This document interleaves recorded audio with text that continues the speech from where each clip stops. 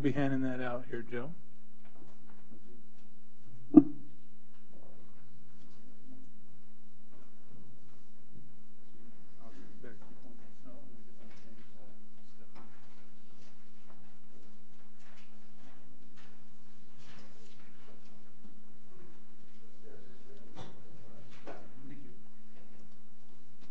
This is the data from the last 2 years, actually, so you can kind of get an idea that the phosphorus is much worse this year than we had last year. We started testing last year in August. That was the first time that we tested within the city for phosphorus.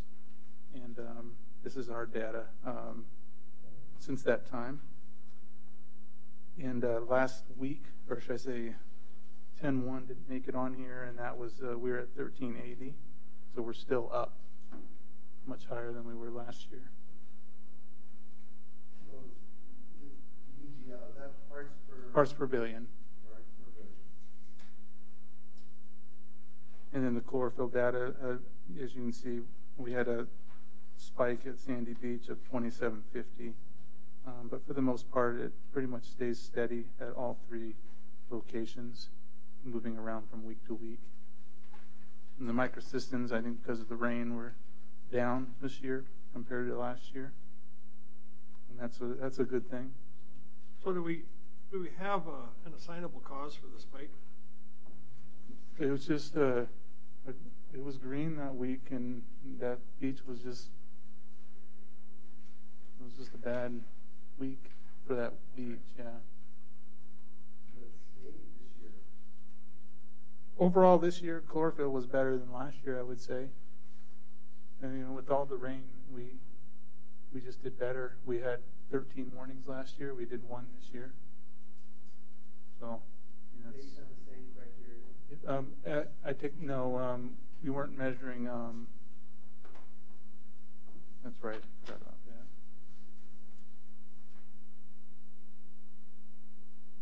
I can look here. It'll just take me a minute. I can tell you how many times it would have been if we would have the same, because we're requiring all 3 to fail for the chlorophyll. Otherwise, we stay under a warning. What I was doing, if I may, Mr. Chair, Sure. I was just looking at the gray one, that's Sandy Beach. Comparing it, it looks like as we got later in the summer this year, it went up and it stayed up for a couple weeks. Where before it hit a peak and came down, it's like the peak was off the chart. Well, if we had the same criteria, it would have been 12 this year. 12 weeks. Yeah.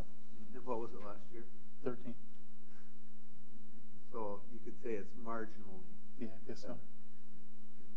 About the same. All right. Thank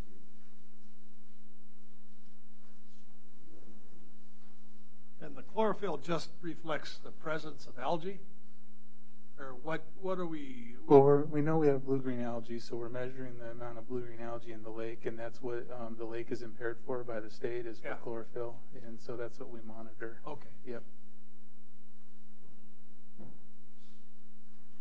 Just so I understand, the chlorophyll, as you were saying, that's an indicator of the blue-green algae. It doesn't necessarily mean that there's... The microcystins are the ones that we monitor for... So it's the microsystems that we monitor for the blue-green algae then? No, that's just the toxic level. We know it's blue-green algae. We can go do a simple jar test out there, and we've done that from time to time, and we fail it every time to know that it's blue-green algae that we're measuring. So the microcystins are, they're going to be low when you have a lot of water movement, or like if you were aerating or anything like that, your microcystins are going to be low, or if there's a lot of water movement, there's a lot of water coming in with the rains that we had in the cooler weather.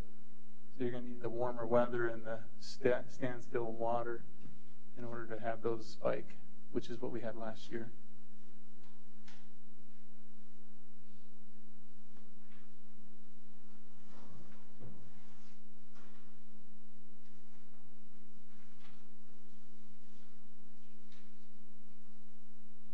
Refresh our memory, what is the microcystine level that is puts us into the warning stage? The EPA standard for watch was 4 parts per billion.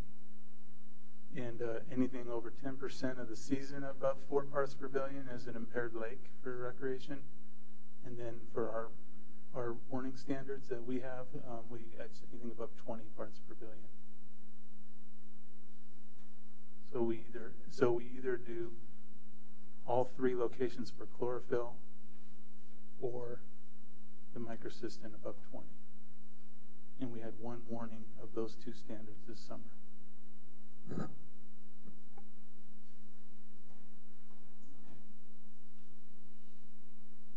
I guess I'm not seeing the microcystine this summer above 20. It looks like the highest was about 13.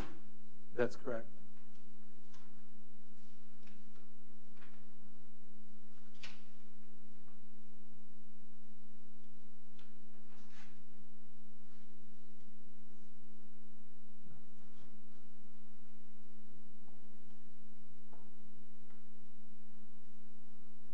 Okay. So, I don't want to make this more work, but that'd be a good point to add to these charts. What is that? If there's control limits, or if there's a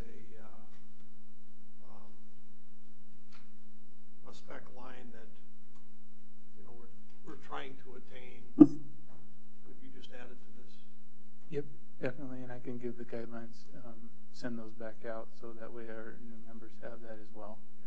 Yeah. At least, I've got a copy I can give Todd right now. and we should share this. If you have friends who are curious, share this information. If you got a bunch you have coffee with, take it and let them look at it. Maybe get that control limit line on there first. And we test from the center of lake in all categories. We make sure that we're addressing the center. So that would be phosphorus, microcystins, and chlorophyll. So you have less influence of wind. And so I don't know if there's any science behind it, but we figure there's less argument against it. Yep. So the microsystem, that's only done in the center of the lake? We'll test other locations as well, but that data you have there is the center. Same thing with phosphorus? That's correct. Phosphorus is only center though, right? Yep.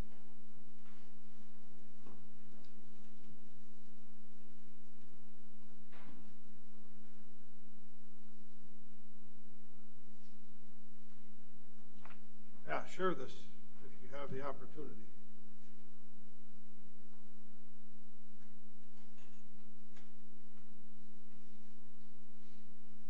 Any other thoughts on this? And these are, for recreations, water contact recreation, because the lake is impaired for contact and submersion recreation by the state. What's the state called? Stephanie? The DENR one? Yeah, I can't. I got it.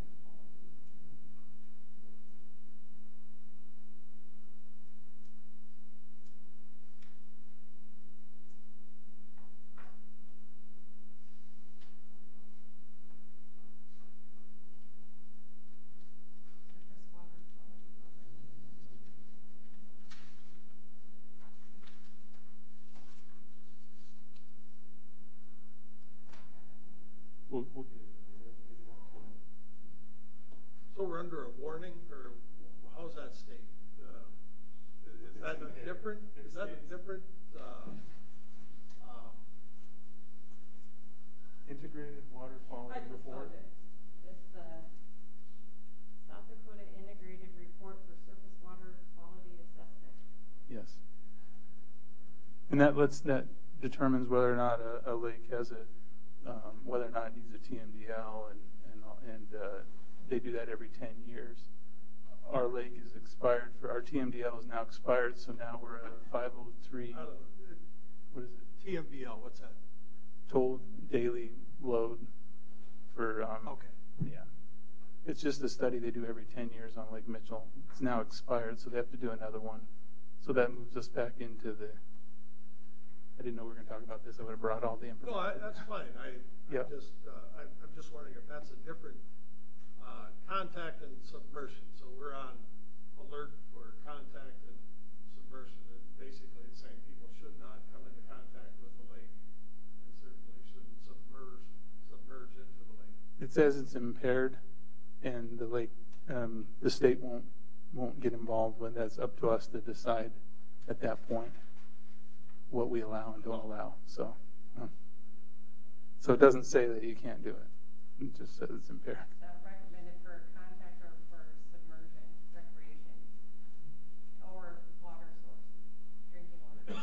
Or permanent fish life, warm water fish life. Everything we measure again. It's okay for irrigating, it says.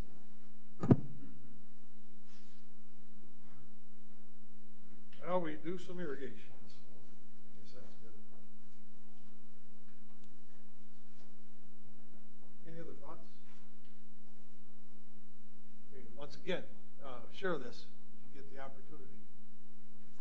If I may, Mr. Chair, I think it'd be good to put on there also what we were just talking about, you know, the footnote, just so people understand what, that we are an impaired lake. I don't think people know according to whatever this is, and I think that's good information to have people know and understand.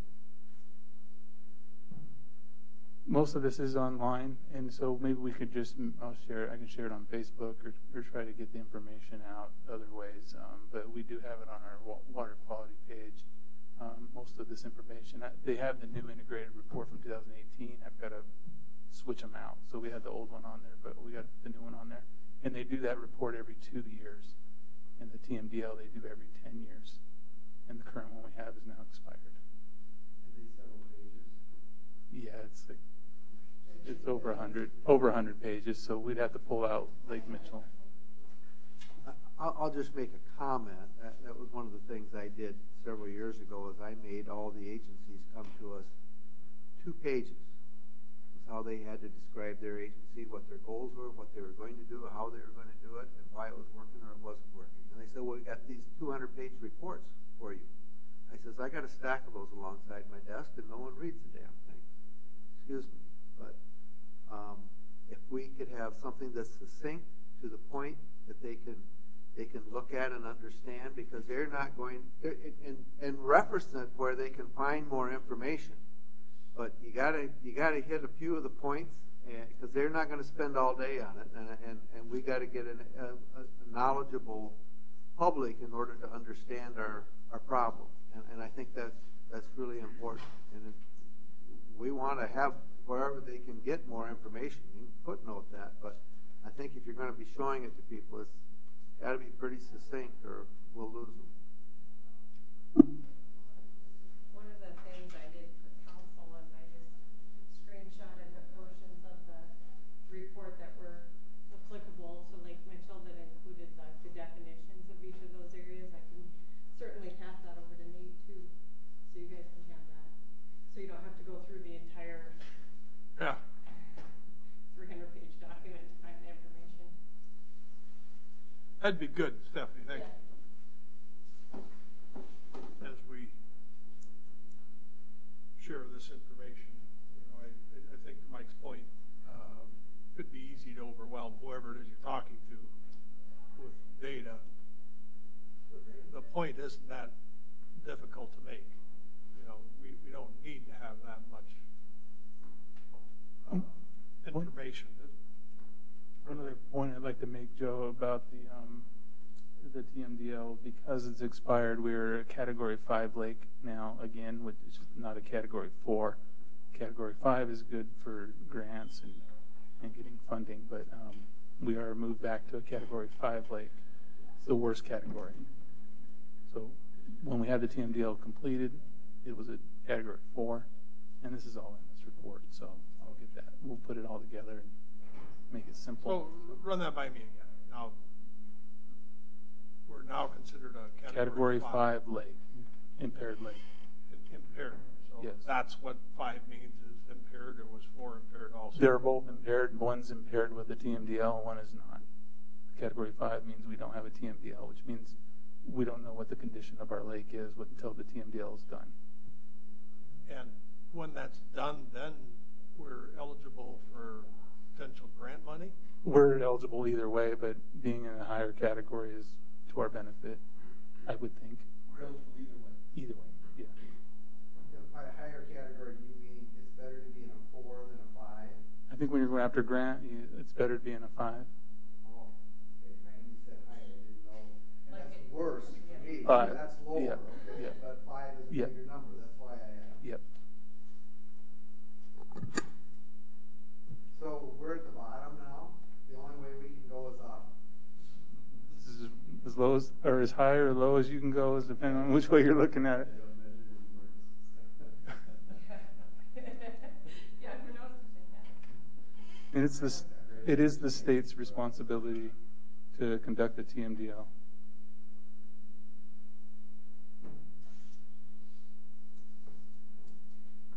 And this is through DENR? Yes. So the grant money would be out of 319 funding?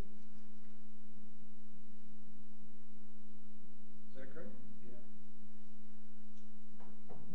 They would probably go after the grant funds to get a TMDL done. So you got to pay for it. So they probably would apply for grants themselves to get it done. I see. And it would get approved because it's a category 5. So, and the report's good for the next 2 years. So we're a category 5 at least for 2 years.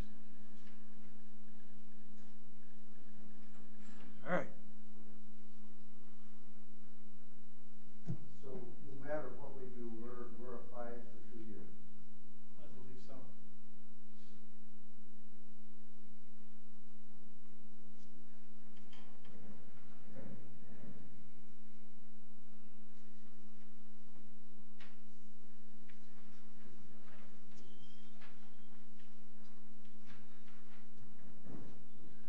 Good. Yeah, thank you, Nate.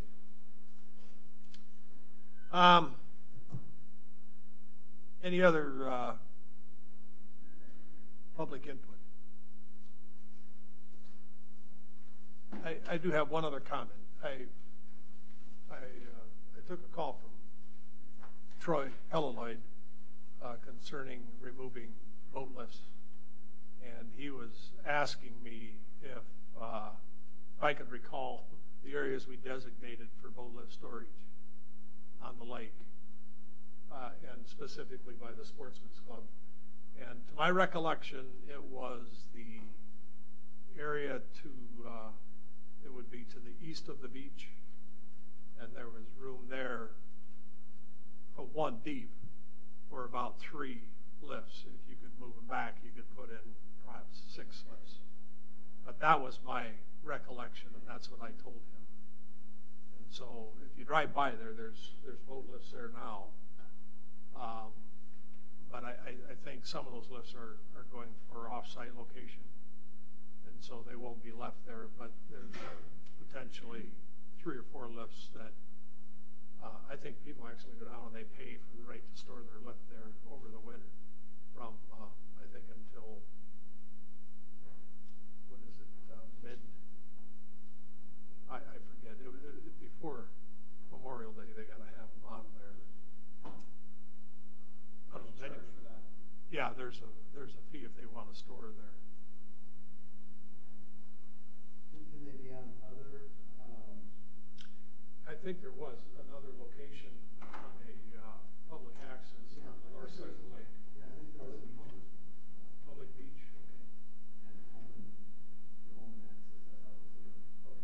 Which is, I guess I'm not sure. And some places is documented. I don't have that documented, but we went through this probably 3 years ago, maybe 4, and trying to assign some locations that didn't interfere with winter fishing and maybe didn't cause residents problems. And that's how we came up with what we have. So just so if somebody says something or asks a question, Troy called me and I gave him the best information I could. You know the ballpark charge? I don't remember. I should. Within $100, I thought I saw somewhere, I think that's what Troy. Probably, I think he was going, I don't know, Angel, if we were able to find any documentation, any history there. I can look. He came up to see me before I pointed him in your direction. Okay. Yeah, I'll go back to my stuff. I've got piles of papers. Anyway, see if I have something. But mostly what I wanted to make sure everybody understood is that he didn't just do this on his own. He got a hold of me. I gave him the best information I could at the time. And quite frankly, I think it's a pretty important service we have for our lake. You know, I think we're lucky to have somebody that will do that. Otherwise, I'm not sure how it gets done. It was, all that language, Joe, should be in when the actual fees were set up. There should be a document here in the city that designates all of that. I remember we went through that whole thing of the locations, the fees for it, the times that they could be on those areas, and when they needed to be removed. So all that should be in a document here with the city.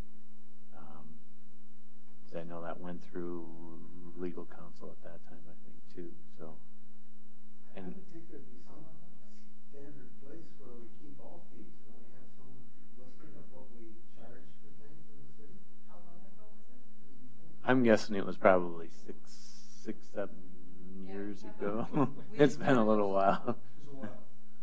So Mark, those fees are established every year by council in November. Okay. And I don't remember seeing that on the last couple of resolutions. So what year did you say was it started? 2006? 2012. Okay. Maybe. We can look through It's and just look on a those. guess. I mean, it was shortly after Troy got off. So, yeah. Thought it was talked about, I didn't know if anything was actually finalized that I remember. Oh yeah. Yeah, definitely was. But I think it was back when like Bob Siebert and Troy, shortly either when they were still on the committee or shortly after they left, and so. If it was an established fee, we'll have that in the resolution the year it was created at the very least. Right. So we'll go look and see what we can find. Okay, sounds good. Thank you. Who collects the fee and how is it monitored or policed? Does anyone know that? If I have my lift sitting there, is there a tag I have to put on?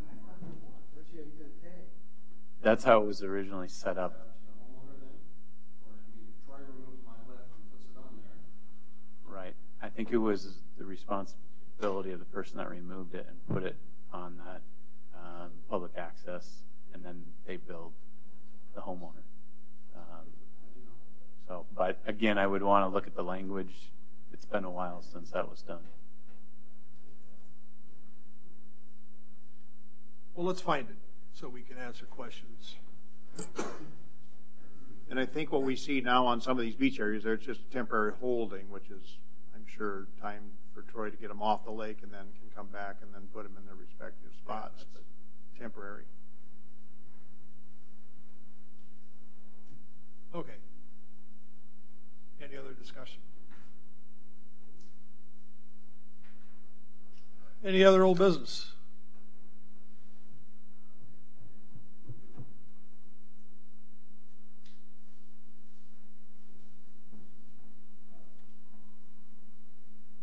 I don't know if it's old or new. I'll take a shot since no one said old and new's coming up, so it might be in between. Maybe some type of, I know there's been some discussion of doing stuff on watershed. Is there anything that the committee needs to know about what's going on and if there's anything going on in the watershed to, we got this $900,000 that's going to be available and for grant type stuff, and is that being worked on? Is there something that we can be of assistance on? Just kind of want to see where that's at. I could answer that. I met with District 3 and with I met with Ducks Unlimited and I met with James River. So right now, we don't have a date of when the actual funds will be allocated to James River. I thought that the last time I talked with DENR, they actually were saying in January some time frame was the time frame. So I don't think that we have any definite date right now, but I will continue to talk with them on watershed improvement projects and where that funding will go within this month and next month.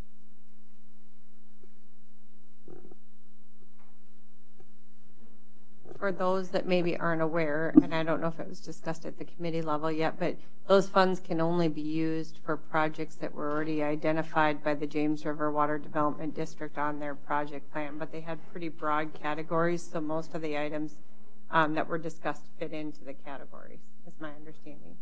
And James River has been doing some improvements and working in the watershed, so they are going to put together a map that basically identifies what areas they've already worked in and some target areas where they can work upstream of the lake. And I think we had set a recommendation from about 5 to 10 miles or within 5 to 10 miles upstream of Lake Mitchell. So they're putting in some type of an area that they think some work could be done, because I know they were talking about doing some testing on certain areas too. They were going to go upstream and look at maybe for some hot spots type thing. Right, and they'll talk with producers and they'll really come to us and identify what the areas that look like need to be improved in the worst case, I guess, and which producers are going to be working well with us or open to working with us. So there's a lot more, I guess, coordination that needs to happen before anything actually does happen. So we'll work with James River and DENR and identify those areas, the producers and the landowners, and see if we come up with a plan to utilize that funding.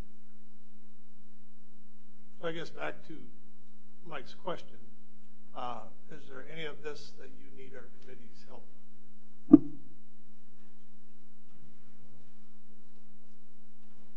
I can't tell you about the technical projects that they're doing because I haven't been involved in those conversations. Really, my only involvement was securing those funds so that from the city's perspective, when we applied for the SRF, the payment was going to be the same either way. It just freed up that grant funds for the watershed district. So as far as the specific projects, that would be Nate and Kyle. And I think if Nate and I work with James River and DENR, some of the other organizations and the mayors involved with those conversations, if you want to have a representative there at those meetings, that's fine. I don't know if you wanted to focus on just lake restoration and lake redevelopment, or you want to be included in watershed. But at this point, I guess we were just in discussions. Nate, myself, and the mayor, and Stephanie, were just in discussions with those organizations. Right. The one thing that, and Nate, maybe you're interested in this, but we had talked with the James River Water Development District about some sampling equipment, possibly. Would they consider that to be a project that they might sponsor if we were to try to buy maybe some auto samplers or something that gives you more data, but also maybe pulls labor off of that task? Yeah, we can apply for grants for those grants for our in-lake projects that we're working on to restore Lake Mitchell. So any testing that we do, we can revisit that. I know we discussed it several months ago, but well, if I understood it correctly, there was an auto sampler that they used for monitoring nitrates, and so the question was, is there a sampler that can be used for monitoring phosphates? And at the time, this was in a discussion I had with them, and at the time, they didn't think there was anything like that available, that you'd have to just go out and physically pull a sample.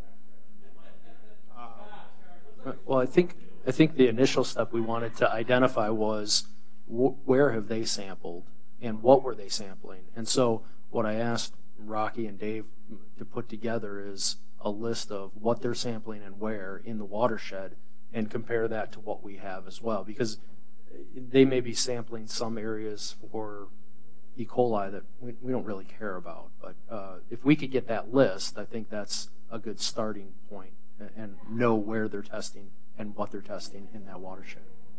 And the fire still is impaired for E. coli, so that's why they test for that. But by the time it gets to Lake Mitchell, it's filtered out. So, do you know, is anybody at the state or any place pulling this information together? Because you have, the city of Mitchell's pulling data, DENR's pulling data, James River Water District's pulling data.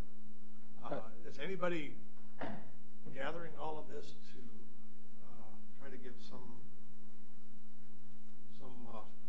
report with? I sent an email out to Dave Bartel with James River last week. I haven't heard back, but it's holiday weekend and stuff. So to try to get all the information together and start working on that. So they said they would help us, and I kind of made that contact last week, and we'll see how it comes together here. Okay, so for right now, it sounds like you guys have pretty much got this handled. I had a short visit with the mayor, and he kind of indicated to me maybe not yet.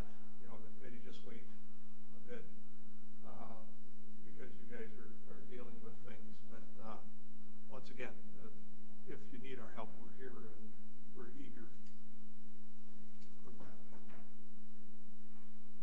Or I'll speak for myself. I'm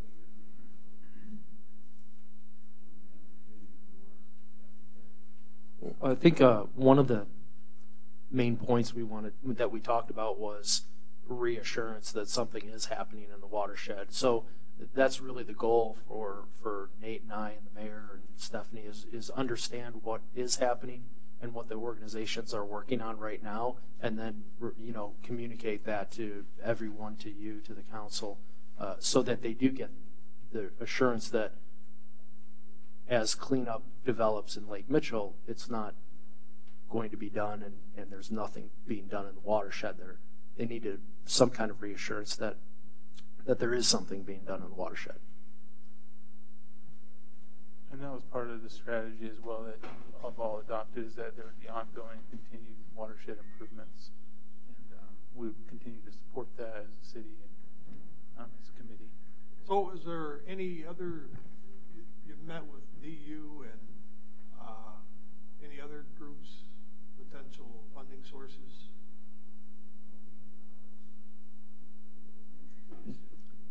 Yeah, District 3, DNR, and the county, and Ducks Unlimited right now.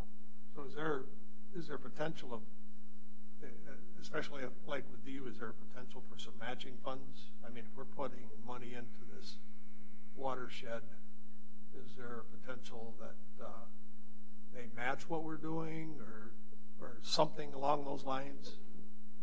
Yes, when I talked to Steve Donovan, he said that if funds were available from the state and they were state generated funds, and something I need to talk with Stephanie about it, they weren't funds, federal funds funneled through the state, that there may be a possibility for Ducks Unlimited to provide some match money as well. So that there is a possibility. We just need to make sure that the match money is coming from the correct source. So does the match money have to follow the same criteria as the I forget the name of that money that we're getting for our capital investment in the city? Yes, sir. SRF Funds, yeah. That's something we'd have to find out. Well, to me, that'd be interesting, because right. then is there money that we can apply towards some of the retention work that we've talked about up in the watershed? Right, and again, I think that once we identify state funds, local funds, or federal funds, and what they're able to come up with as far as match. All right. And I do want to add, the only thing we've given them is the information from the TM, of what can be done in the watershed. I can't remember specifically, but we used information from the TM.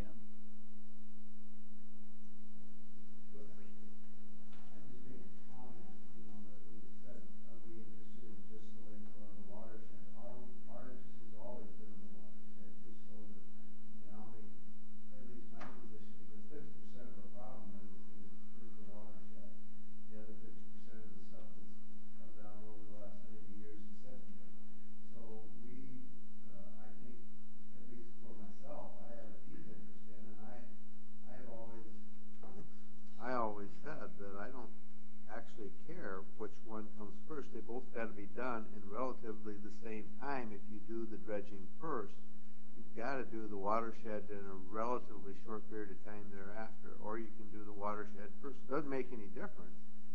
You just got to have them done in predominantly the same time period. You could do the watershed first, and you don't have to do the dredging as quick. But I would say, at least for myself, I have a keen interest in what we do with that watershed. That's why we've gone up to talk to James River and just tried to get to know the folks better and just let them know that we have a concern within several meetings. So if there's something that we could do or be of assistance, I sure think that the committee would be there.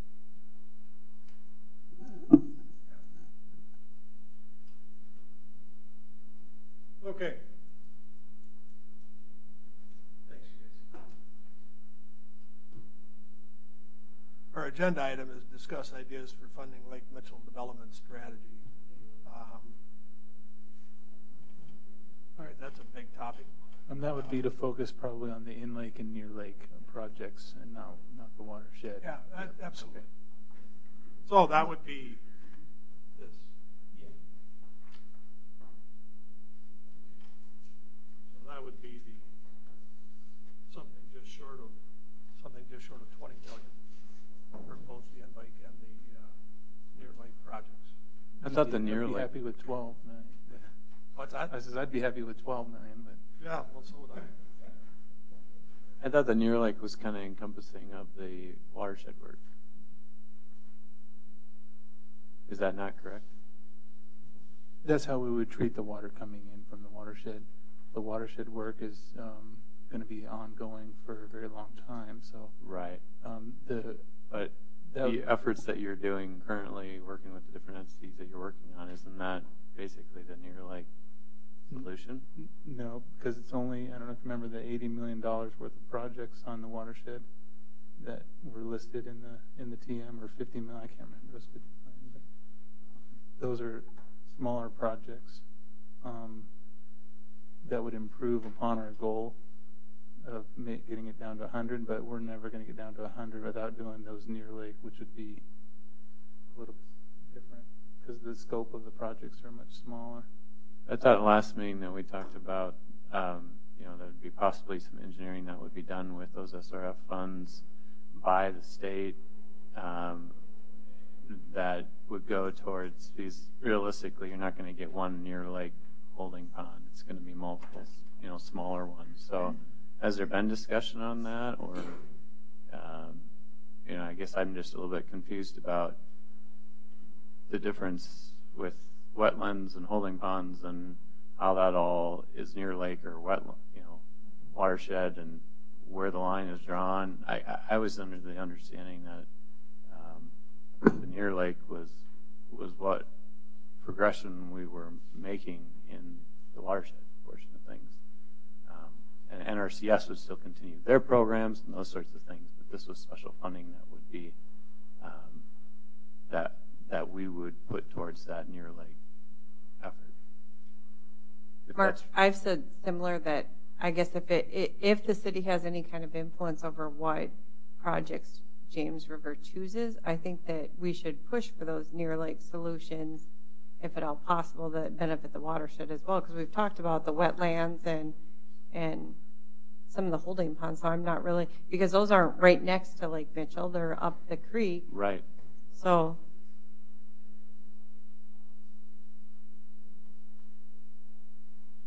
And they may be quite a ways up the creek, just depending on what land you're able to acquire or get some sort of easement on or what have you. So to me, those seem like they could be 2 miles up or 4 miles up, depending on what land you're able to. But some of the project they talked about, though, that they have wetlands out there, and again, we're working on a map to get that to you guys. But those are expiring. So out of the $5 million they've already invested into the watershed, a lot of those projects are expiring and need to be redone to maintain where they're at currently today. Okay. And so this scope is a little bit bigger of dealing with it at a different level, I would think. But I don't know how to. Maybe, I guess, what I'm thinking is that if in the watershed, they work with some landowners and they can, let's say, do a 2-mile stretch of creek bottom and convert that to wetlands. And so they have to put in some low-level dam in order to flood that low ground to create the wetlands. Would that should apply towards the 1,000 acres of retention that was required for our Near Lake use. I would believe that would be interesting to see. And I don't know how near the lake it has to be to qualify for Near Lake. If it happens at the Loomis Road, that's I would think that would be close enough that if you got 200-300 acres there, let's say, that would satisfy part of that 1,000-acre need that we needed for our Near Lake requirement. At least in my mind, I would think that would apply. Is that what you're getting at, Mark? Yes. So I guess that would be, maybe in this case, what the James River Water District deems good, Ducks Unlimited, and what our Near Lake requirements are, all might be the same thing in some of these situations, which would be good for us.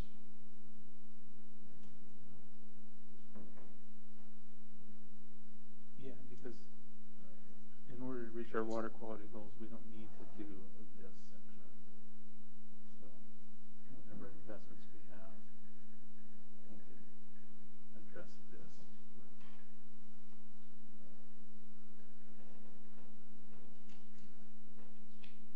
Kyle, have you talked to NRCS at all? I have not. But I know there were programs through NRCS as well. And so I think a lot of that's what we're talking about is. So there were programs with the producers through NRCS, and so they went into agreements, and there may be situations where those agreements are expiring, and do the producers want to continue? In the past, the NRCS and the James River Watershed, have they worked together before on project? Yes. They have. Yes, they have. That's good. That's good. Yes, they have. Yeah,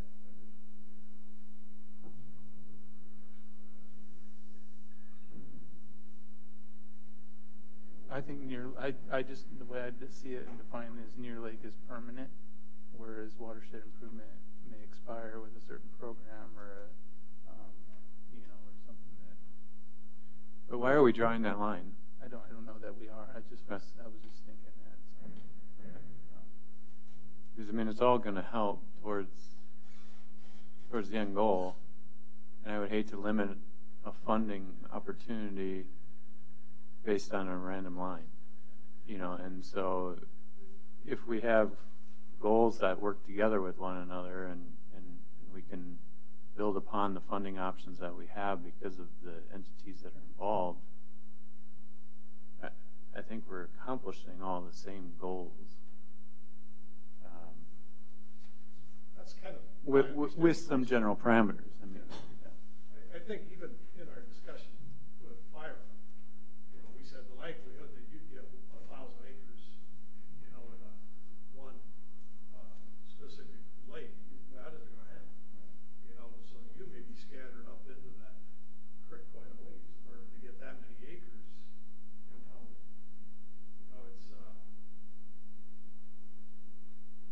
There's too many things that will interfere with that. So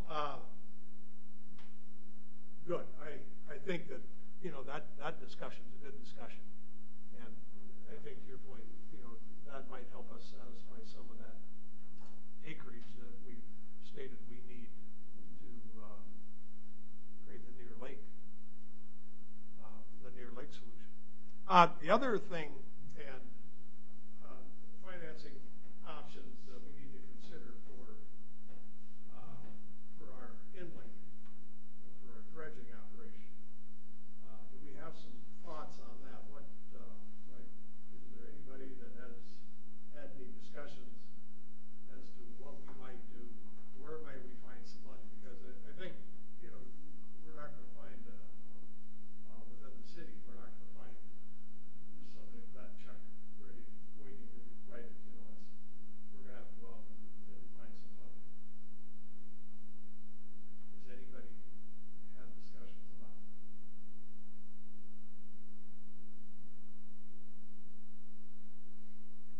Well, I have. Is there potential to find a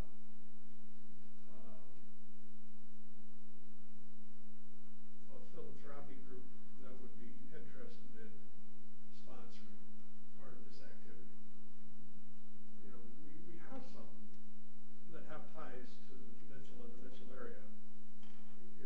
There's people that may be interested in being involved in this. Obviously, I haven't talked to them personally, but maybe that's something our committee should be thinking about. How do we approach? What's the process of asking that question? I'm sure it's not a knock on the door. Would you consider doing this? There's things that we're going to have to do to set us up for that potential. And quite honestly, I think it might be if the city's kind of got their arms around what's going on right now with the watershed, that might be where we can do our best work, at least over this winter. What do you guys think? I do a lot of talking here. What do you guys think? And I like that idea, Joe. It seems like we may need more information depending on who we're looking to go to, i.e. the engineering. Now, I don't know, I know that was part of the discussion that we had in the last meeting was when, there's a certain dollar amount allocated to engineering. I think it was 250,000, and what that engineering was going to go to.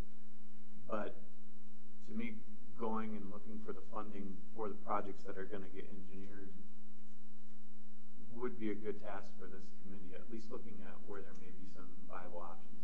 Like you said, whether it's with philanthropic organizations, corporate, entities that have a certain fund or a foundation set aside funds to assist with cleaning up water and things of that nature. I like that idea. At least we can be doing something. It feels like we're maybe just sitting and twiddling our thumbs until funding comes available, or So at least we could be creating some positive momentum. And maybe we won't find anything, but you never know unless you try. Well, I agree. I'm trying to get some other opinions out here, from the rest of our membership. It's not something I've ever done, so I'm not familiar with how to go about this. But evidently, somebody does it because you hear of huge grants being placed for improvements, activities, etc. Somebody knows how to go about that. So I think it's something we can learn, and that's something that maybe through the winter we start focusing on that. We can pick some targets out and see what it takes. And Joe, I've mentioned this to you before. My experience with it is friends groups that have their own 501c3. It's a lot easier to get donations for those kinds of groups. because they're not giving to the city, they're giving to a nonprofit community group. And so that's experience I have working in with lakes and large, upwards of 12,000 acres for getting donations for big projects. That's always what I've gone through and worked through in my past. So it's a lot easier because that group is not bound by what the city determines is best for them.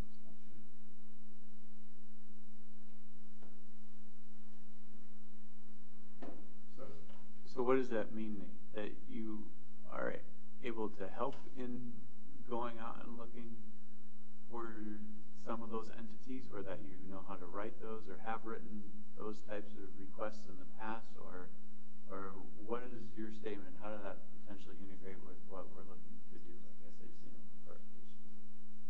clarification? Well, you're bound by what I can provide, whereas a 501c3 or friends group they can determine what they want to do without asking the city to go out and get those Right. funds. Okay. So.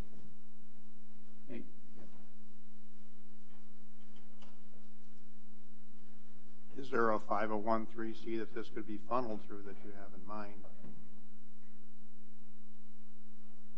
I don't have any in mind. You'd have to create one. You might be able to piggyback off of something that's already formed. There's community groups in the community that here. I mean, there's a couple that come to mind. I don't want to list them here now, but it's not necessarily their first and foremost goal by any means. So it would have to be a conversation with those groups. If you could maybe somehow work that into a new mission or goal of theirs, but it's maybe worth a conversation. It's a lot easier than probably creating your own. So. Kyle, when do you expect to get back from James Watershed? By the end of this month, by the end of October. I want the end of this month. What do you expect to hear? I'm hoping to get a plan or a list of both the testing that's been done in James River, as well as in Firestill Creek, as well as a list of areas or parcels that they've worked on that already have improvements, so that we can identify additional testing that we need and additional areas that we'll target for improvements.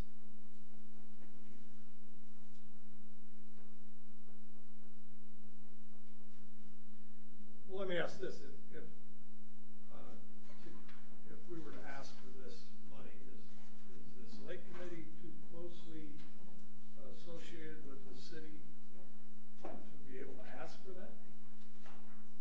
Yes. Okay, so then if we want to pursue this, we're going to have to do something outside of this committee. And the committee can be deeply involved with it, but Yep. it can't be coming from this committee. Is that my understanding? You'd have to have a 501c3 to back it up.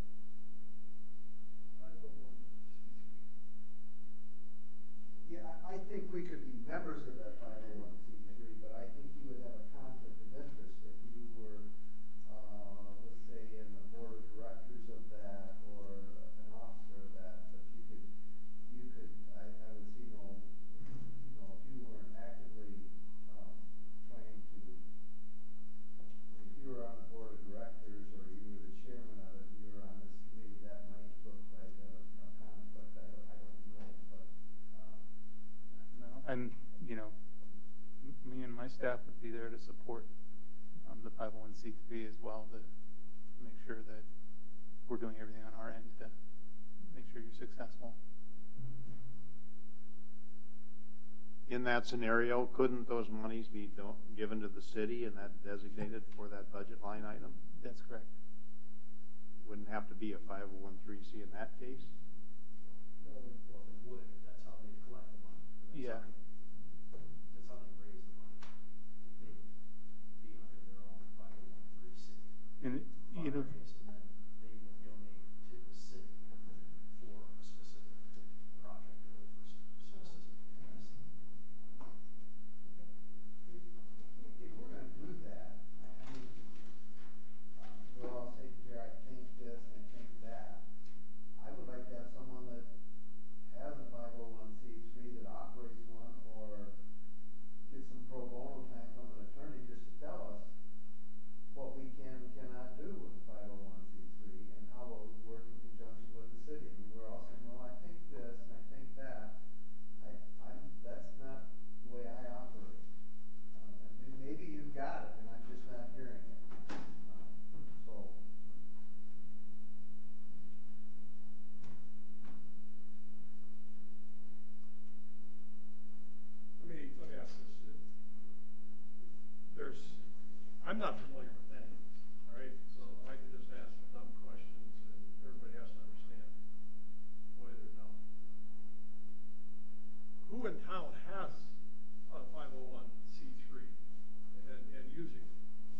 Most nonprofits are a 501c3.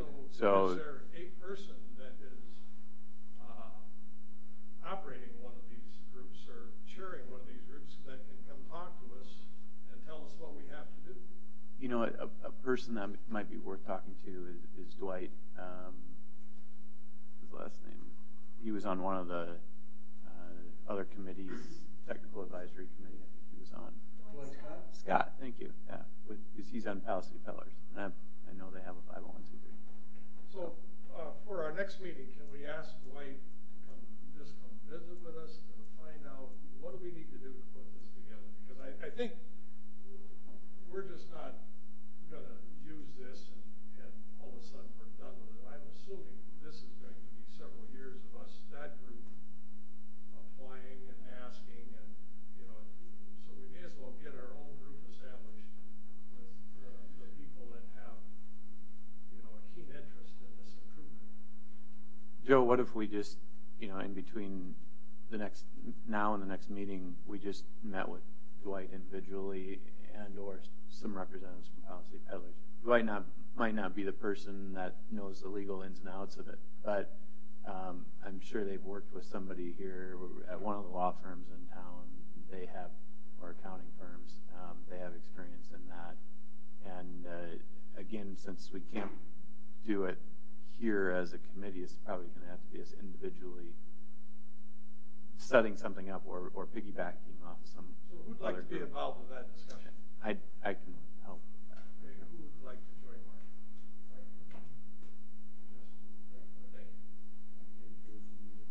So, good, we have a subcommittee then that can approach this.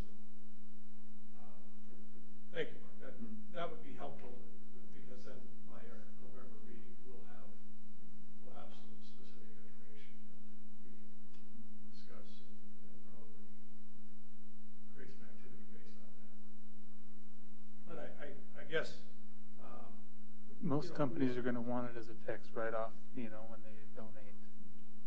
well, to me, the biggest issue is if there's somehow a conflict of interest with this committee doing it, then we got to find another way to do it, because we're certainly about $12 million short, 11.3 million. So, we're going to have to